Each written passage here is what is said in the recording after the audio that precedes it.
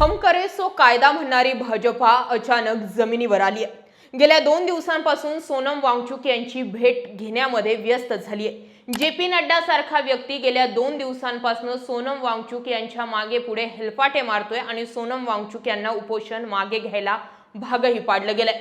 हम करे सो कायदा म्हणणारे नरेंद्र मोदी अचानक विद्यार्थ्यांच्या आंदोलनावर बोलायला लागलेत, रील्स बनवायला लागलेत. अर्थ एकच, सत्तेला हादरे पोहोचायला सुरुवात झाली आहे.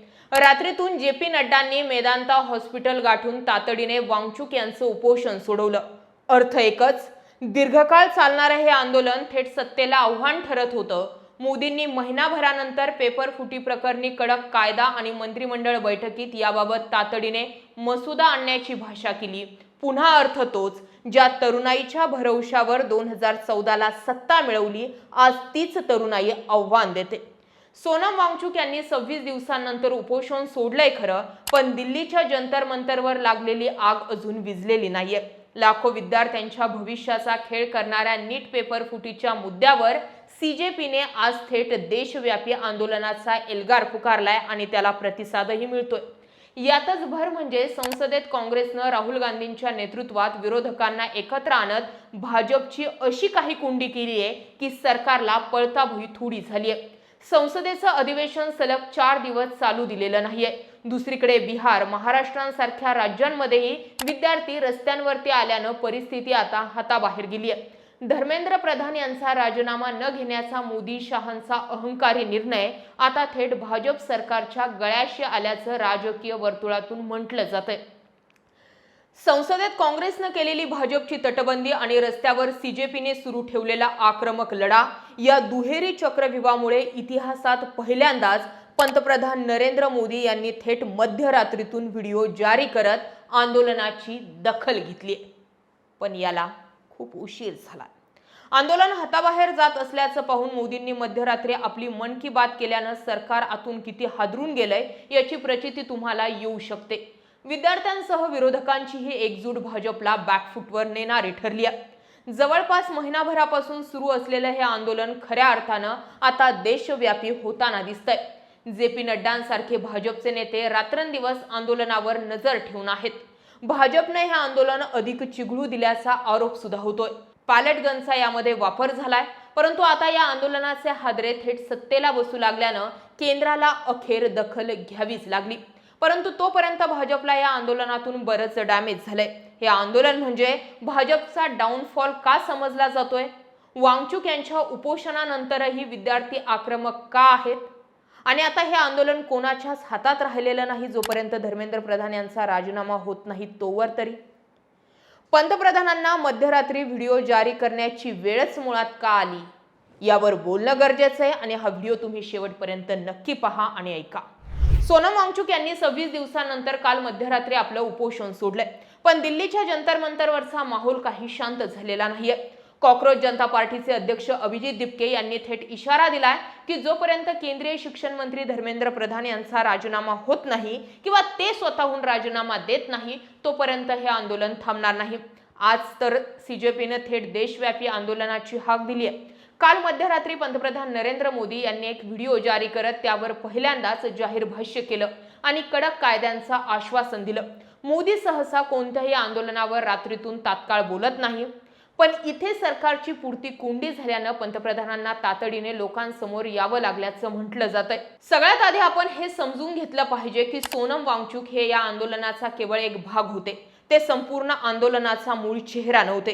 हे आंदोलन मुळात देशातील लाखो नीट पेपर फुटीमुळे भरडलेल्या सामान्य विद्यार्थ्यांचं आणि तरुणांचं झालंय.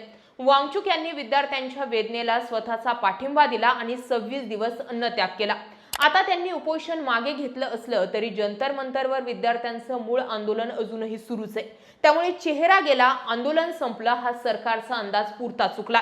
सुरुवातीपासूनच विद्यार्थी आंदोलनाला हलक्यात घेऊन मोदी शहांचं मिसकॅल्क्युलेशन झालं. पण जेव्हा खास करून 20 जुलै नंतर आंदोलनाची धग अधिक तीव्र झाली तेव्हा देशभरातून आंदोलनाची तीव्रता वाढली. तेव्हा हा गेम आपल्यावरच उलटल्याचं अमित शहांच्या लक्षात आलं. नरेंद्र मोदी आणि अमित शहा यांची सुरुवातीपासूनच एक रणनीती राहिली आहे. आंदोलन कितीही मोठं असलं तरी दबावाखाली येऊन कोणाचा राजीनामा घ्यायचा नाही. धर्मेंद्र प्रधान यांचा राजीनामा न घेण्याचा त्यांचा निर्णय हाच या वेळचा सर्वात मोठा बॅकफायर ठरला। धर्मेंद्र प्रधान खुर्चीवर टिकून राहिल्यामुळे विरोधकांना संसदेचं अधिवेशन सलग 4 दिवस चालू न देण्याचं मोठं कारण मिळालंय। हे आंदोलन आता फक्त दिल्लीपुरतं मर्यादित राहिलेलं नाही। पटना, महाराष्ट्र आणि देशाच्या इतर अनेक राज्यांमध्ये परिस्थिती हाताबाहेर गेली आहे। काल महाराष्ट्रात आणि बिहारमध्ये विद्यार्थ्यांवर झालेले लाठीचार्ज आणि दगडफेकीच्या घटनांमुळे सामान्य जनतेत प्रचंड चीड निर्माण झाली आहे। अच्छे दिन येतील म्हणून सत्तेत आलेले हे मोदी सरकार विद्यार्थ्यांच्या आंदोलनामुळे पूर्णतः बदनाम झाले। विद्यार्थ्यांवर ज्या अमानुष पद्धतीने लाठीचार्ज करण्यात आला ते बघता आंदोलनाची तीव्रता तिथूनच खऱ्या अर्थानं देशव्यापी बनली आहे। त्यात काँग्रेसनं राहुल गांधी यांच्या नेतृत्वाखाली केलेलं अत्यंत आक्रमक आंदोलन बूस्ट देणारं ठरलंय। राहुल आणि प्रियंका गांधींना दिल्ली पोलिसांनी ज्या पद्धतीने उचलून अटक केली ते बघता मोदी सरकार आता हुकुमशाहीच्या दिशेने निघालंय की काय अशी चर्चा आता सुरू झाली आहे। एका लोकसभेच्या विरोधी पक्षनेत्याला मिळालेली ही वागणूक मोदी आणि शहांवरती रोष वाढवणारी ठरली आहे। मोदी सरकारचं किती आणि कसं डॅमेज झालंय त्याचाही आढावा घेणं गरजेचं आहे। 1. युवा वोट बँकेला मोठा तडा। भाजपची सर्वात मोठी ताकद राहिली आहे ती देशातील तरुणाई।